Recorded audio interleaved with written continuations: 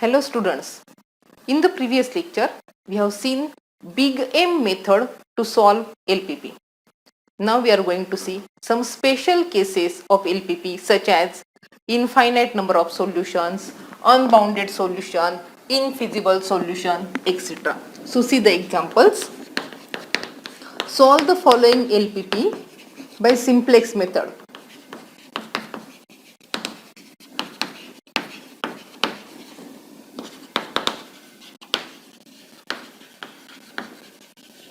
Maximize Z is equal to 10x1 plus 6x2 subject to constraints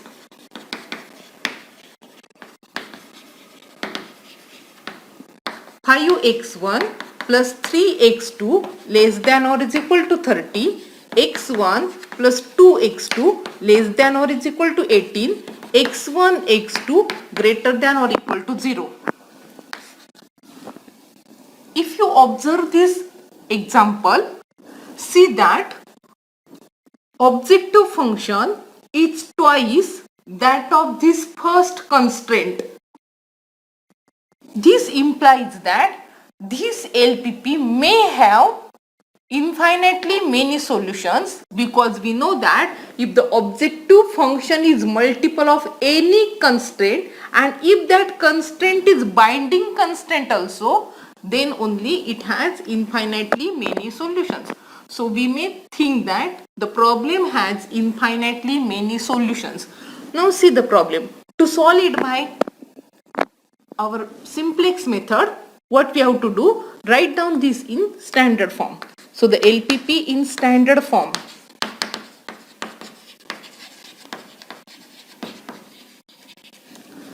Maximize Z is equal to 10x1 plus 6x2 subject to constraints 5x1 plus 3x2 plus s1 equal to 30, x1 plus 2x2 plus s2 is equal to 18, x1, x2, s1, s2 all greater than or equal to 0. Add 0 s1 and 0 s2 in the objective function. So this is our standard form. M, that is number of equations, 2, n, that is number of variables, is equal to 4. So put n minus m, that is 4 minus 2, that is 2 variables, equal to 0. Therefore put s1 is equal to x2 is equal to 0, which implies basic solution is, putting x1 equal to x2 equal to 0, we get s1 equal to 30 and s2 is equal to 18. So this is basic solution.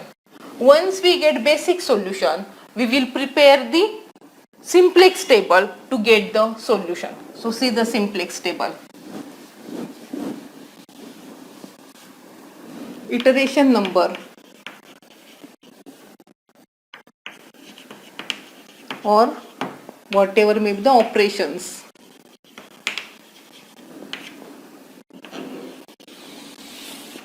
Basic variable column.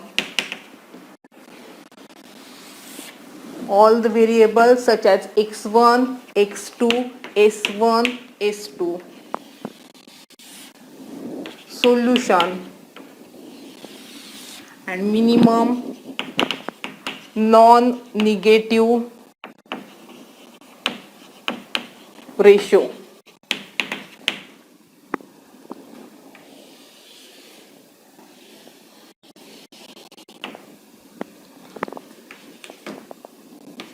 So this is the first table. See what is our Z row. The new Z row is Z minus 10x1 minus 6x2 plus 0s1 plus 0s2 equal to 0.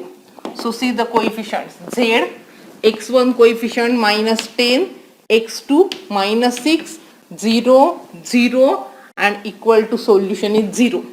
See the first constraint 5x1. So we have two basic variables s1 and s2 with solutions what we have obtained as 30 and 18. See the first constraint what it gives 5 coefficient 3 1 0. For second the coefficients are 1 2 0 1. To find the pivot column, we see that column which has most negative element in Z row. Z row coefficient of x1 is minus 10 which is most negative and therefore pivot column is x1 column. Then divide the solution by x1 column. So we have solution upon x1 column 30 upon 5 is equal to 6 and 18 upon 1 is equal to 18. Minimum is 6. Implies that in the next table S1 is leaving variable, X1 is entering variable. So in the second table what you have to make change, the first change is S1 leaves the table and X1 enters here. So the table X1 enters. So this will be the first change in the next table. Now see, what we have to do, we have to find the pivot element. Pivot element is intersection of leaving and entering, that is 5. Pivot element comes to be 5. It is intersection of this row and column, so it is 5. Because it is 5, what we have to do? We have to do Gauss-Jordan operations such that this element becomes 1 and all other in that column become 0. To make this element 1, what is the operation that you have to do? You have to do 1 by 5 times. We have to do the 1 by 5 times S1 row. So new X1 row becomes 1 by 5 times or current S1 row. So see the operation. We are doing 5 times this. So we get 1, 3 by 5, 1 by 5, 0, 30 by 5, that is 6. Once we get this element 1, with the help of this one, we want to make others to be 0. So what is new Z row? New Z row becomes current Z row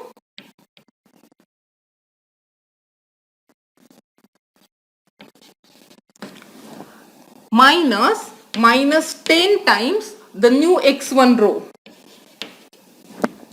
and S2 row becomes, so I will write down new S2 row, it becomes original, this new I will denote by S2 dash, so it is original S2 minus X1 row.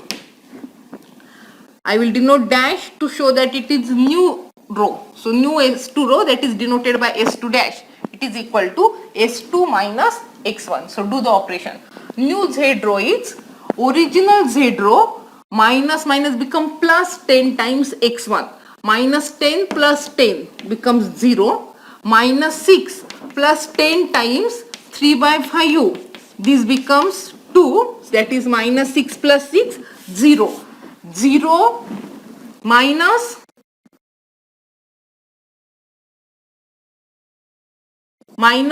plus 10 times. So 0 plus 10 times becomes 2. 0 plus 0 becomes 0 and 0 plus 10 into 6 becomes 60. Now see the S2 row. We have to subtract this. S2 minus S1 becomes 0. 2 minus 3 by 5, 10 minus 3, 7 by 5, 0 minus 1 by 5, minus 1 by 5, 1 minus 0, 1, 18 minus 6, 12. Now observe that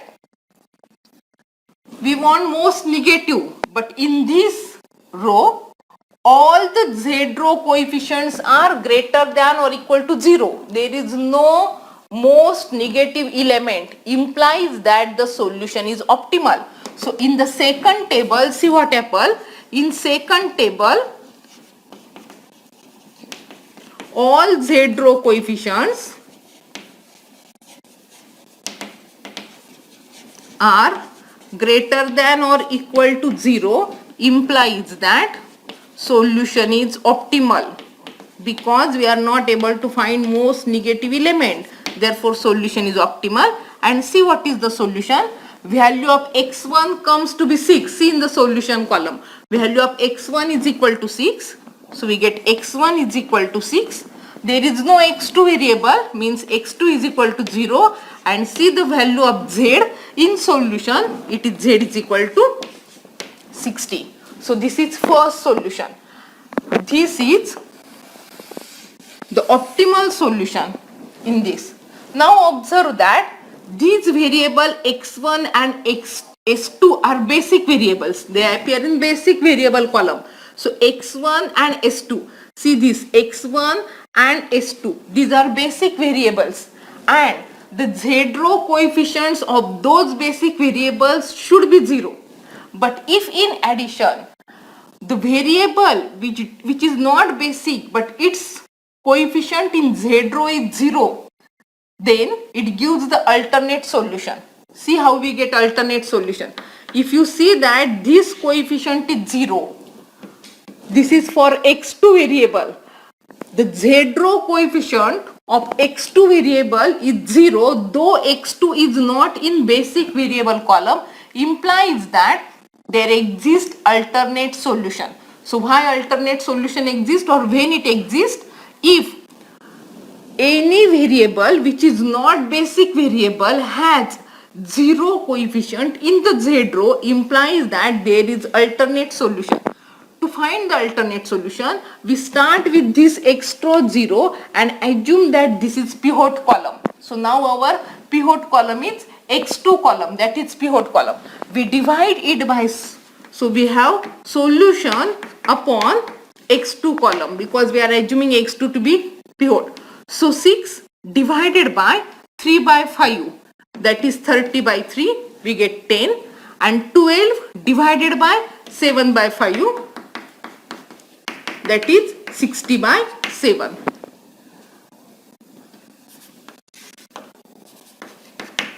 Now see, the minimum is 60 by 7, so implies that this is leaving variable, entering variable, the intersection of them, that is 7 by 5, this is pivot column. Now make this element to be 1 and all other in that column to be 0. So what we have to do? We have to make this 1. To make that, what will be the changes in the next table? C. Because s2 is leaving variable and x2 is entering, we write down here x2 because x2 is entering variable. So we have x2 as entering variable here. Because z row coefficient in this column, so your first operation here, what we have to do? We have to make this element to be 1, and therefore we have new x2 row becomes, I will write down this as x2 dash to show that this is new row. New x2 row becomes, we want to make this element to be 1, so we have to multiply by 5 by 7 times s2 row.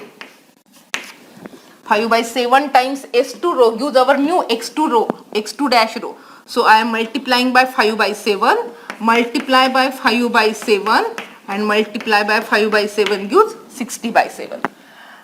Once we make this one, we want to make this element to be 0. So I want to write down this x1 row. New x1 row is original x1 row minus 3 by 5 times x2 row. That is new x2 row. So this is our x2 dash. x1 dash, that is new x1 row. It is original x1 row minus 3 by 5 times x2 dash. So see this row, new row. New x1 becomes minus 3 by 5. 1 minus 0. 3 by 5 minus 3 by 5. 1 by 5 minus 3 by 5 times minus 1 by 7. This becomes plus. This becomes 7 plus 3. 10 times 5 into 7, that is 2 by 7.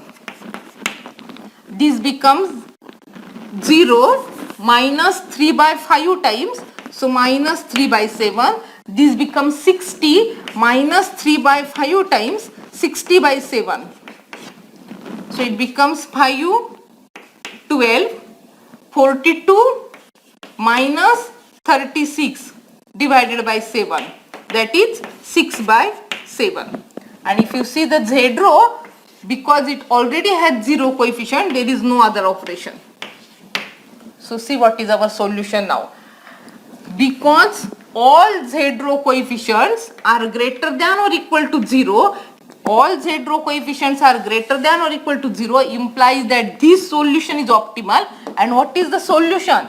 The solution comes to be x1 equal to 6 by 7, x2 is equal to 60 by 7, and value of z is equal to 60. So this is another solution. So observe that this is the first solution, 6, 0, 60. This is another solution, 6 by 7, 60 by 7, and z is equal to 60, implies that this LPP has infinitely many solutions. So when we get that the problem has infinitely many solutions, the first thinking you should observe that it may have infinitely many solutions if objective function is multiple of constant. So here itself I get the idea that it may has infinitely many solutions. And then in the table, if a z row coefficient of a non-basic variable appears to be 0, we say that the problem has infinitely many solutions. The z row coefficient of non-basic variable comes to be 0, we say that the problem has infinitely many solutions. We have to start with that coefficient which gives 0 for that variable. That variable becomes our new pivot column variable, and then we get our second solution. Once it has two solutions, means that it has infinitely many solutions. Now consider the second example. So this is the example which gives us infinitely many solutions for LPP.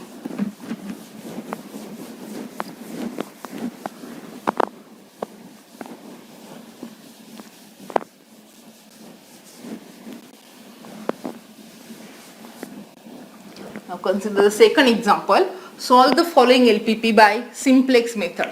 Maximize z is equal to 2x1 plus x2 subject to constraints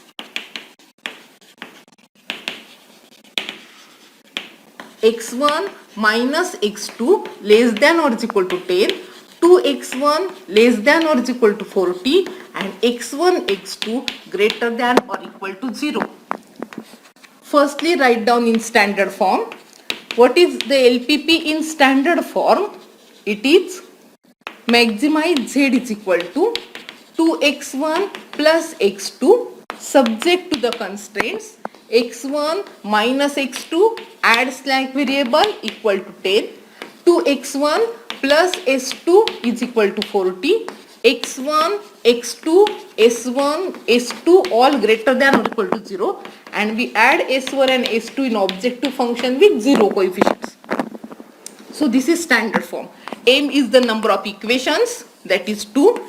N is the number of variables, that is 4. So put n minus m, that is 4 minus 2, that is 2 variables equal to 0. So we put S1 is equal to x2 is equal to 0. So we get basic solution as S1 is equal to 10 and S2 is equal to 40. And what is new Z row? New Z row becomes Z minus 2x1 minus x2 0 S1 plus 0 S2 equal to 0. This is new Z row. Now consider the table. The first table having iteration number, or we say what are the operations.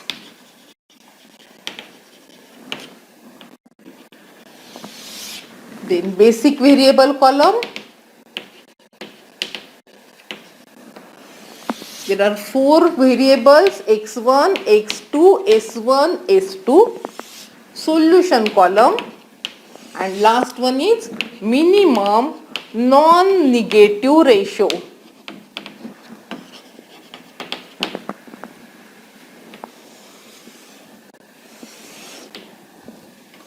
First iteration, we have z row as z minus 2x1 minus x2 0s1 0s2. Solution is 0. So this is z row. Now see the first row, that is x1. The variables are s1 and s2, which are basic variables, s1 and s2. Solutions are 10 and 40. These are the solutions, 10 and 40. The first row gives the coefficient 1, minus 1, 1, 0. Second row gives 2, 0, 0, 1. Because the problem is maximization, we have to search for most negative coefficient in z row, and that is minus 2. So this is most negative coefficient, implies that this column is pivot column. You have to divide the solution by pivot column coefficients. Pivot column is x1. So 10 by 1. 10 by 1 is 10. 40 by 2. That is 20. Minimum non-negative ratio is 10. So this is leaving variable. The intersection of these two is pivot element. So pivot element is 1. Now this is already 1. We always make this 1. It is already 1. With the help of 1, we want to make the other elements in that column to be 0. So what happens in second table? We have z row. Which variable is leaving here? First s1 variable, and that is replaced by x1 variable. s2 remains as it is. What we do the change in this is only leaving variable s1 leaves and entering variable x1 comes instead of s1. Because this has already 1, we will write down this one as it is. There is no change in this row as it already has 1. With the help of this one, we are making this element in that column to be 0. So we want to make here 0 and here 0. So what is the operation? New z row, I will say z dash to show that it is new z row. It is original z row, that is z. Because it has minus 2 coefficient, the opposite number is plus 2 times x1. And the new s2 row, I will show that by s2 dash. It is original s2 row, that is this row, minus 2 times with the help of x1. We are making this. So see new z dash, that is this row, z plus 2 times. So this row is this plus 2 times, minus 1 plus 2 times, minus 3 plus 2 times becomes 0 and plus 2 times becomes 20 here. Now S2 row, new S2 row, it is original S2 minus 2 times this. So 2 minus 2, 0. 0 minus 2 times become plus 2. 0 minus 2 times minus 2. 1. 40 minus 2 times 10. That is 20. Now see, the most negative z row coefficient, it is minus 3. Now find this. We have minimum, that is we have solution divided by which column? x2 column. Because we want minimum non-negative ratio, we are not able to find the ratio here because this ratio gives negative. 10 upon minus 1 becomes minus. So we are not taking this ratio because it comes to be negative. We require minimum non-negative ratio. So remember that, don't take when the coefficient is minus. We don't take the ratio. 20 by 10. 20 by 2, that is 10. So this is minimum and therefore this is leaving, x2 is entering. So in the next table, what will be the changes? In the third iteration, S2 variable leaves and x2 variables enter. So x2 is the entering variable now. The intersection of these two, that is 2, we want to make this 1. to make this one and all others to be 0. So what we want to make? We want this element to be, so our new x2 row becomes, new x2 row is nothing but 1 by 2 times s2 row. New z row becomes original z row plus 3 times new row, that is x2 dash, and new x1 row, that is x1 dash, is original x1 row plus x2 dash, because our x2 dash is new row. So do the operation. Our x2 row becomes 1 by 2 times. So 0, 1 by 2, 1 by 2 becomes minus 1, 1 by 2 and 10. Now similarly z row. So z row is z row plus 3 times. Plus 3 times becomes 0, 3 times minus 1, 3 times becomes 3 by 2 and 3 times becomes 15.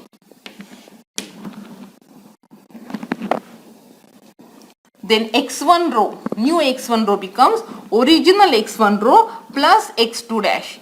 1 plus 0, minus 1 plus 1, 1 minus 1, 0 plus 1 by 2 and 10 plus 10, 20.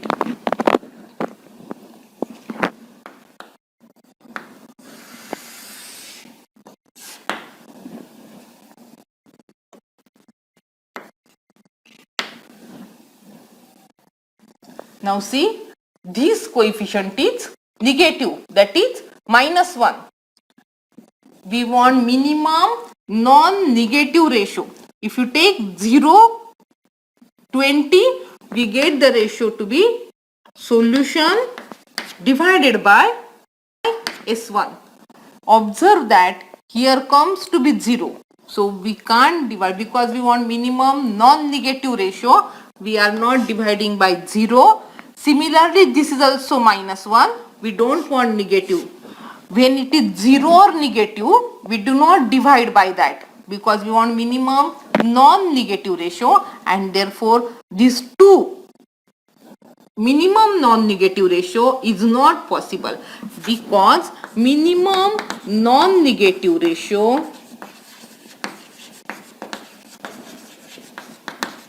do not exist implies that LPP has unbounded solution.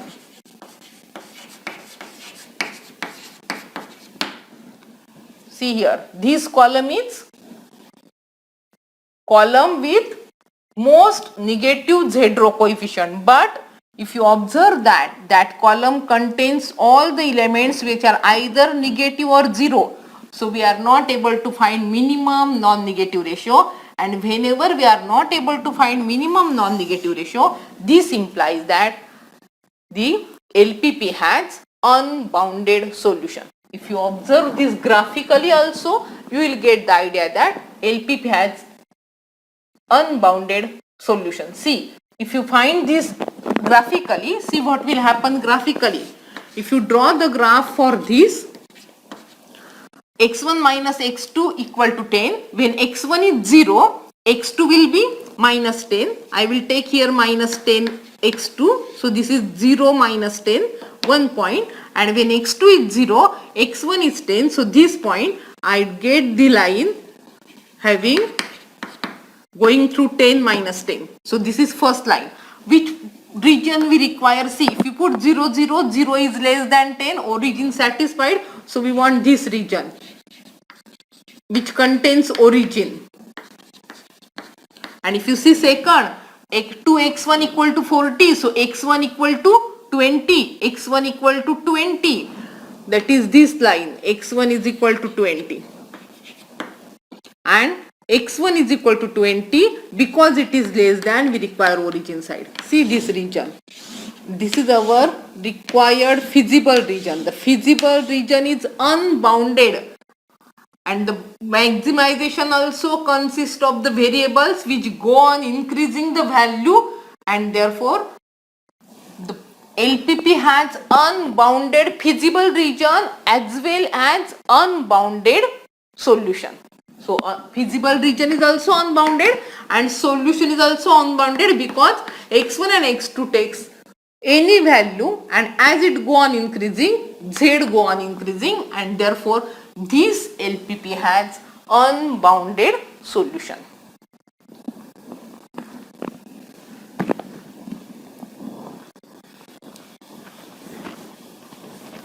So see that we have seen two cases which are special cases in LPP. The first one is alternate solution. When it exists, we are able to get the idea when objective function is multiple of constraint, there is generally infinitely many solutions, and while solving it by simplex method, the non-basic variable has zero coefficient in the z row, shows that LPP has infinitely many solutions. And the second case we have seen unbounded solution. When the LPP has unbounded solution, if you are not able to find the minimum non-negative ratio, that means that LPP has unbounded solution. Enough for the day. Thank you.